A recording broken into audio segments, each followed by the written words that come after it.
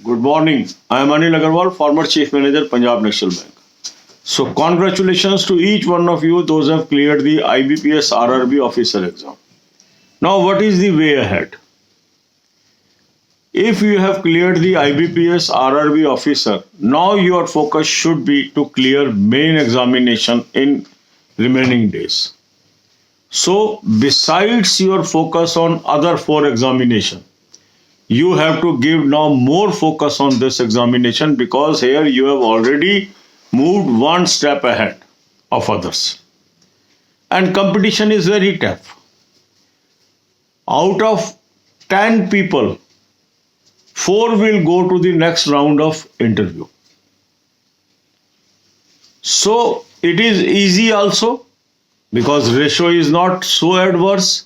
It is tough also because this is a fight between equals now. So I have already uploaded some videos how you should prepare for IBPS RRB officer main. Link of this playlist I am providing you in description and comment column. Kindly watch these videos and follow this schedule. And you should follow these videos on alternate day basis. One day you will prepare for RRB officer main. Another day you will be focusing on rest 4 examinations. That should be your step. And as we will move to the closer to the examination date, we will redraw our strategy. And you will be having more and more clarity how many exams you have cleared. So God bless you all. अब यही बातें हम हिंदी में करेंगे. आपको बहुत बहुत मुबारकबाद जिन लोगों ने कल IBPS RRB ऑफिसर एग्जाम पास कर लिया. अब आप एक कदम और आगे बढ़ गए.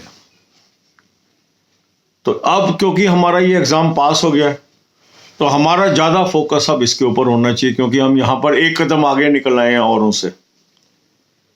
तो अब हमारे 5 एग्जाम लाइंड अप है. अब इस एग्जाम में क्योंकि हम दूसरे स्टेप पे आ गए हैं तो हम ज्यादा फोकस अब इसको करेंगे. तो अल्टरनेट डे पे आपको IBPS RRB ऑफिसर की तैयारी करनी है और एक दिन आपका होगा बाकी 4 एग्जाम्स के लिए. और इस स्ट्रेटजी को हम रिवाइज करेंगे जैसे जैसे एग्जाम नजदीक आता जाएगा. अब IBPS RRB ऑफिसर की तैयारी कैसे करनी है इसकी वीडियोज है. उस प्लेलिस्ट का लिंक मैं आपको डिस्क्रिप्शन बॉक्स में दे रहा हूं, कमेंट बॉक्स में दे रहा हूं. इसको देख लीजिए और वैसे शेड्यूल बना के तैयारी शुरू कर लीजिए. अब आप ये मान के चलिए कि 10 लोग में से 4 लोग आगे जाएंगे इंटरव्यू के लिए और जो यहाँ नंबर आएंगे वो भी आपकी मेन सिलेक्शन में काम आएंगे क्योंकि मेन के मार्क्स प्लस इंटरव्यू के मार्क्स वहां से आपकी मेरिट बननी है. तो मेन में अधिक से अधिक नंबर लेने की हमें कोशिश करनी है.